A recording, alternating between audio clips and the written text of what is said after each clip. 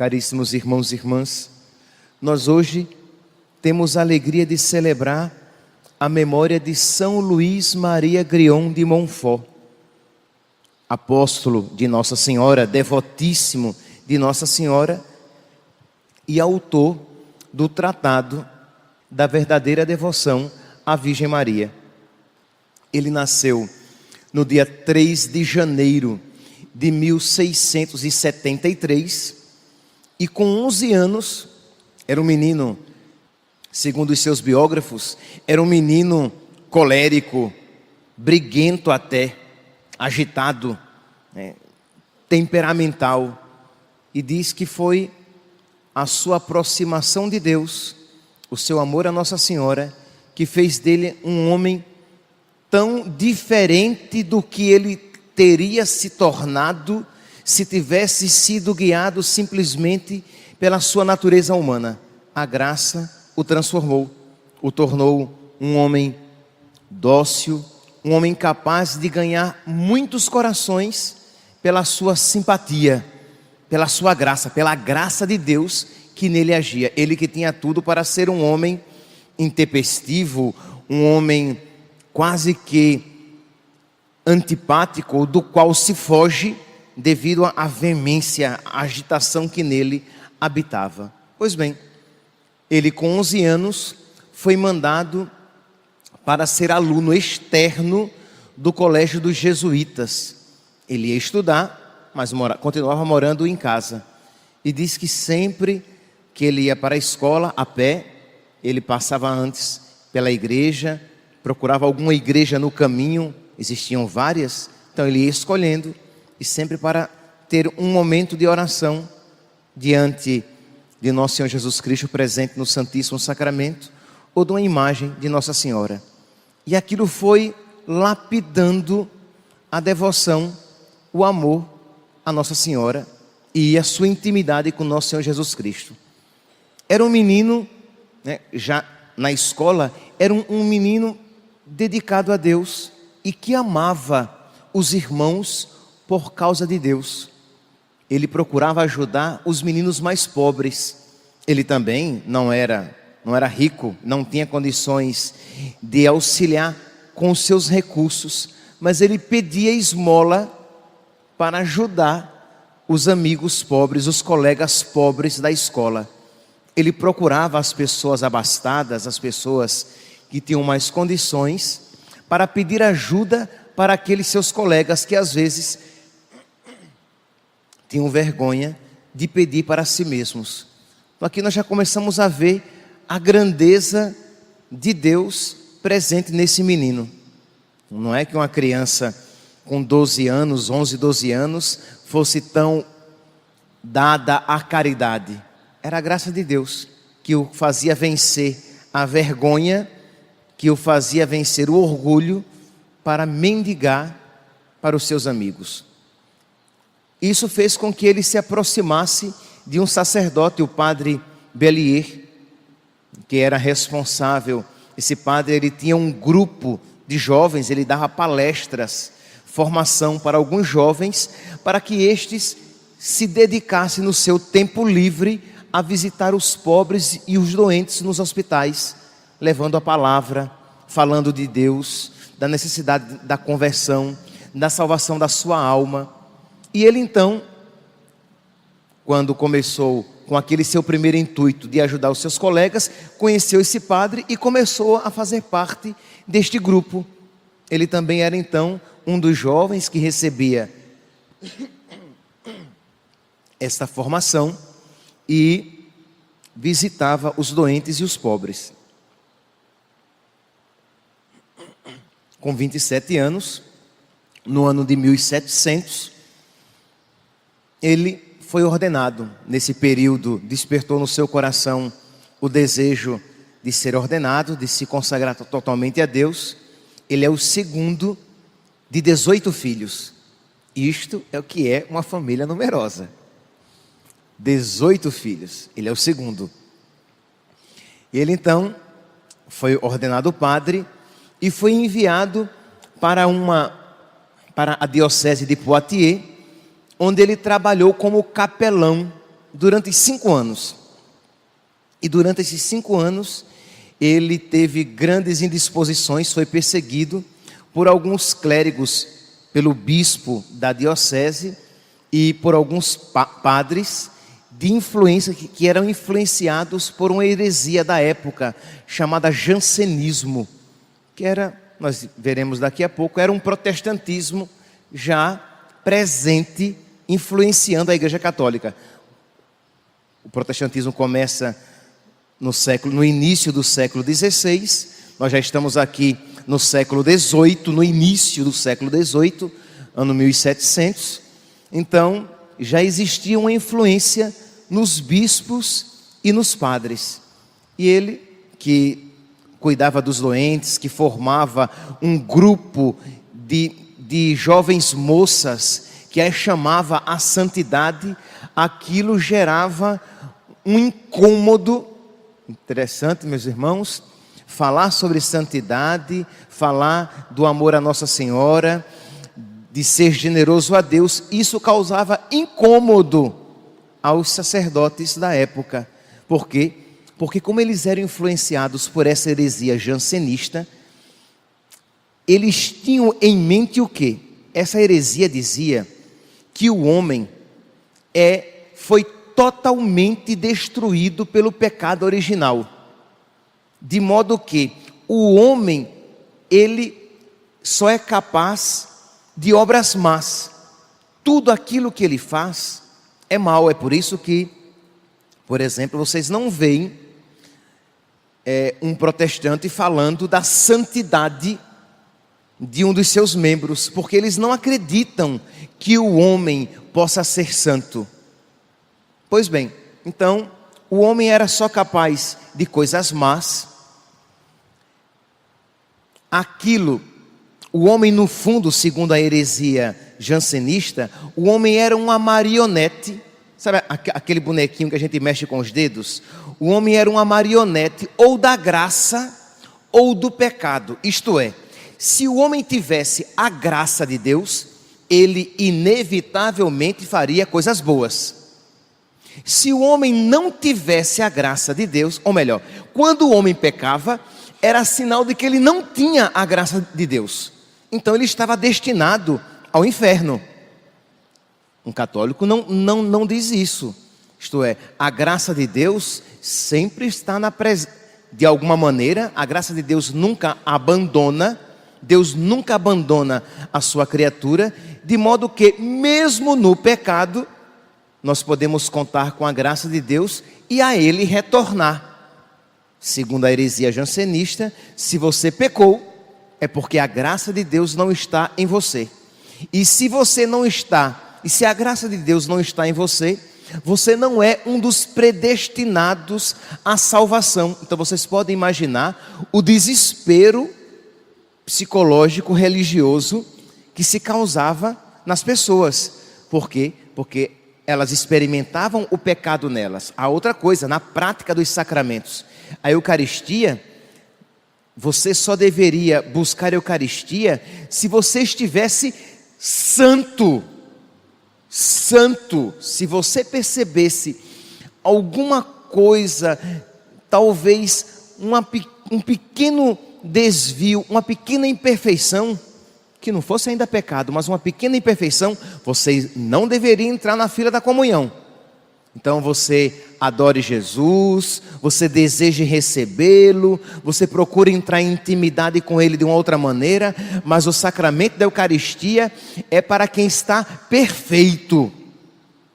O sacramento da confissão, se você reincide, se você cai novamente num mesmo pecado anteriormente confessado, isso é sinal de que a graça de Deus não está em você, de que você não está arrependido e você terá a absolvição negada. Então você não poderia, quer dizer, claro que ninguém deve cair no mesmo pecado, mas nós dissemos no início da missa: confesso a Deus Todo-Poderoso e a vós, irmãos e irmãs, que pequei muitas vezes por pensamentos e palavras, atos e omissões. Isto é, Infelizmente, nós batemos no peito e recorremos e buscamos a misericórdia de nosso Senhor, que não obstante o nosso arrependimento pela metade, um arrependimento imperfeito, podemos receber o seu perdão. Para um jansenista, não. Ou o seu arrependimento, ou a sua contrição era perfeita, ou você não poderia receber a absolvição. Então vocês podem imaginar o ambiente sufocante de um rigorismo desumano e não cristão, porque Jesus Cristo não ensinou isso, e esta nunca foi a prática da igreja como um todo, mas houve um período em que isso influenciou muito o clero, principalmente o clero ali na região da França. Pois bem, então São Luís Maria Grignon de Montfort, ele com a sua prática pastoral, de chamar as pessoas à santidade, a santidade é possível, mesmo que você perceba as limitações no seu coração, mesmo que você perceba uma luta interior, de modo que você às vezes não faça o bem que você quer, mas o mal que você não quer. São Paulo, isso não é sinal de que você é um predestinado ao inferno, isso não é sinal de que a graça não está em você. Isto é sinal de que você precisa continuar lutando e suplicando para que a graça de Deus seja vencedora. Isso é sinal de que você deve continuar perseverando e suplicando a graça de Deus, porque será salvo quem perseverar até o fim, mesmo que seja uma perseverança na luta, numa fomentação contra uma promoção da inimizade ao pecado. Então essa era, digamos, a pregação, a ação missionária de São Luís Maria Grignon de Montfort. Ele foi expulso de Poitiers pelo bispo e perseguido pelos padres. Ele vai a Roma. Chegando a Roma, ele recebe do Papa a liberação de se tornar missionário apostólico. Mas ele seria missionário apostólico, mas submetido aos bispos locais. Ele volta para a França. Lá chegando, ele continua o seu ministério, vai pregar no campo, se aproxima de alguns leigos e começa no campo a chamar as pessoas à santidade, à busca de Deus, à luta contra os seus pecados. E lá novamente o bispo daquela região o expulsa, porque ele estava com a pregação louca, fora do evangelho, segundo aquela concepção da época. Ele vai então para Nantes. Em Nantes, uma outra diocese, ele começa um outro apostolado, ele se une a outros leigos, e como eu falei a vocês, ele tinha um carisma, né? Deus lhe concedeu aquela graça de tocar os corações, que ele conseguiu motivar uma cidade, uma pequena cidade, que era caracterizada por uma certa indiferença religiosa. E ele conseguiu fazer com que durante 15 meses, em torno de umas 500 pessoas, jovens, adultos, assim, jovenzinhos, não crianças, mas bem jovens, em torno dos seus 10 anos, e todo mundo durante 15 meses trabalhando para construir um calvário, um grande calvário. Então era jovenzinhos carregando tijolo, massa, não sei qual era o material da época, mas todo mundo querendo construir aquele grande calvário para se tornar um local de peregrinação, de devoção, de amor a Nosso Senhor, de contemplação da cruz, para alcançar a graça da perseverança, do amor a Nosso Senhor. E o bispo até então tinha permitido. E seria inaugurado no dia 14 de setembro, festa da exaltação da Santa Cruz. Alguns dias antes, o bispo proibiu e conseguiu com que mandassem demolir tudo aquilo que eles tinham feito. Puseram abaixo aquele calvário. Puseram abaixo toda aquela obra, crê em Deus Pai Todo-Poderoso, que ele tinha trabalhado para levantar. E ele não desanimou, foi expulso daquela diocese, foi para uma outra diocese. E tudo isso Por quê? Porque ele pregava o amor a nosso Senhor, a busca da santidade a nosso Senhor, e o caminho mais seguro para se alcançar o amor a nosso Senhor, a união a nosso Senhor, era a devoção à Virgem Maria, que esses jansenistas diziam que era uma devoção muito exagerada, era um amor muito exagerado a Nossa Senhora, que Nossa Senhora não queria isso, que isso daí era um exagero, que estava quase beirando uma adoração à Virgem Maria. Eu acredito que alguns já devem ter ouvido algo parecido, que essa devoção à Nossa Senhora é muito exagerado, que isso não faz bem, que Nossa Senhora não quer isso. Pois bem, era isso que São Luís Maria Grião de Montfort ouvia, e ele percebia que quem aquilo dizia estava sendo influenciado pelo protestantismo, por aquela heresia chamada jansenismo. E ele então, meus santos, como é que nós podemos aqui de uma maneira bem sintética apresentar a devoção à Nossa Senhora? Por que é que ele apresentava e era um apóstolo da devoção à Nossa Senhora? Porque imagine, num ambiente desse, tão dado ao desespero, porque muitas pessoas já se achavam mesmo condenadas, e aí caíam no desespero, e aí simplesmente, se eu não estou salvo, então eu vou pecar mesmo, já que eu estou vendo que eu tenho pecado, então eu não tenho a graça. Se eu não tenho a graça, eu vou para o inferno. Já que eu vou para o inferno, então eu vou aproveitar um pouquinho aqui, porque eu sei que depois o que me espera é a perdição. Então isso era uma tática do diabo também, para levar a alma ao desespero e se afastar de Deus. E ele então apresenta essa devoção à Nossa Senhora, que é um caminho seguro de união com nosso Senhor. Ele diz: se pois nós estabelecermos a sólida devoção da Santíssima Virgem Maria, não será senão para mais perfeitamente estabelecer a devoção, a adoração a Jesus Cristo, e para dar às almas um meio fácil e seguro para encontrar Jesus Cristo, nossa salvação. Então, de alimentar nas pessoas esta esperança da salvação, por meio de quê? Dessa entrega à Nossa Senhora, da devoção à Nossa Senhora, que ele diz que aquele que se consagra a Nossa Senhora, ele se coloca inteiramente ao serviço de Deus. Ele se faz, nas suas limitações mesmo, mas ele se faz um imitador de Jesus Cristo, na humildade, na busca do amor a Deus e da obediência a Deus.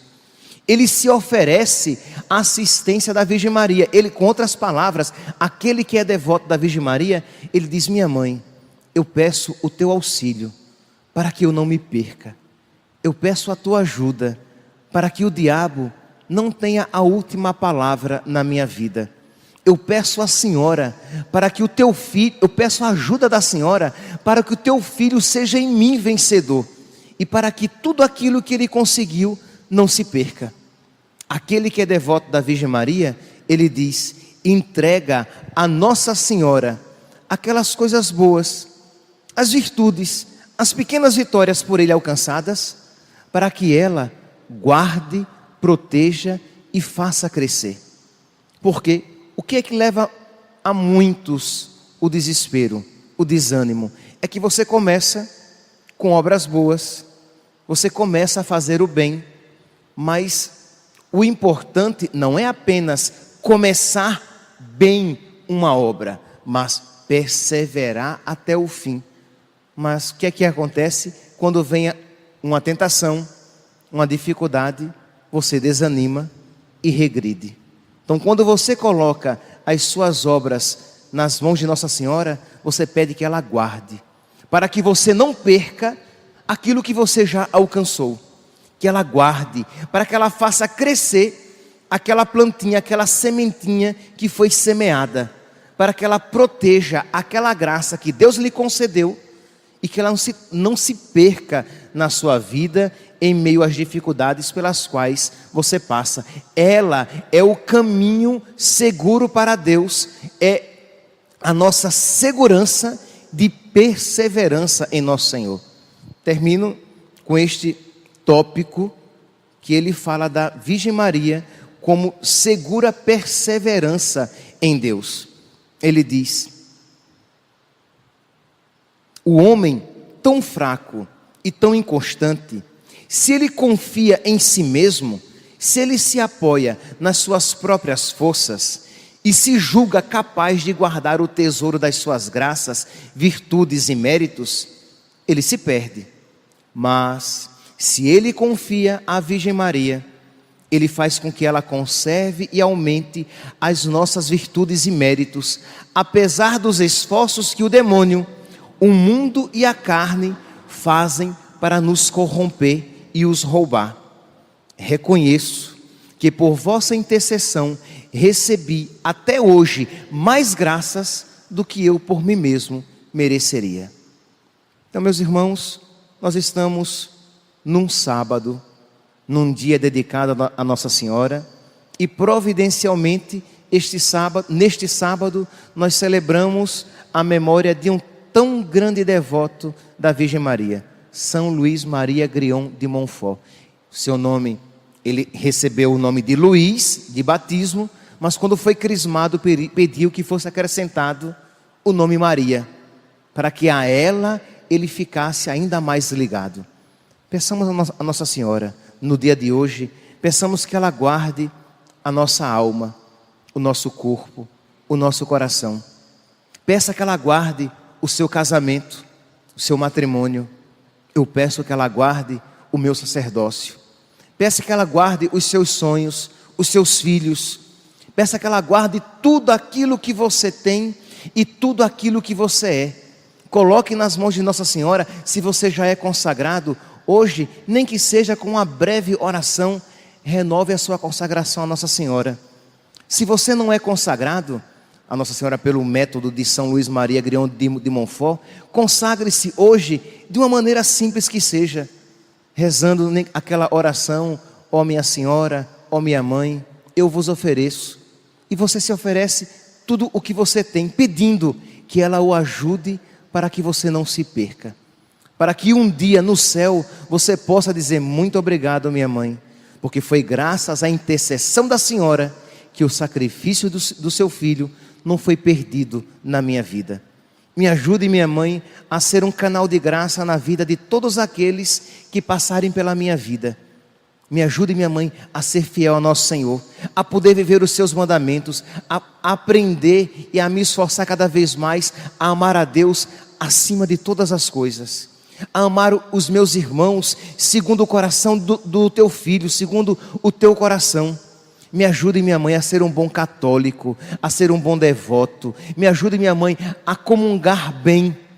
A senhora que recebeu Jesus com tanta piedade no seu ventre, e que recebeu Jesus com tanta piedade quando comungou pela primeira vez. Me ajude, minha mãe, a comungar bem, para que eu me santifique. A senhora, minha mãe, que nunca deu atenção aos conselhos do diabo, o diabo que na senhora nunca foi vencedor. Me ajude, mãe, a fechar os meus ouvidos para as seduções do inimigo. Me ajude, minha mãe, a fechar os meus ouvidos às seduções do mundo. A senhora que foi sempre sim a Deus e encontrou alegria em ser total disponibilidade e generosidade a Deus, me ensine também a ser generoso, a ser disponível a Deus. Eu não sei. Eu por mim mesmo sou tão apegado às minhas vontades. Eu por mim mesmo sou tão apegado às coisas do mundo. Me ajude, minha mãe, a dizer também a cada dia na minha vida: eis aqui o escravo do Senhor, que seja feito em mim segundo a palavra de Deus.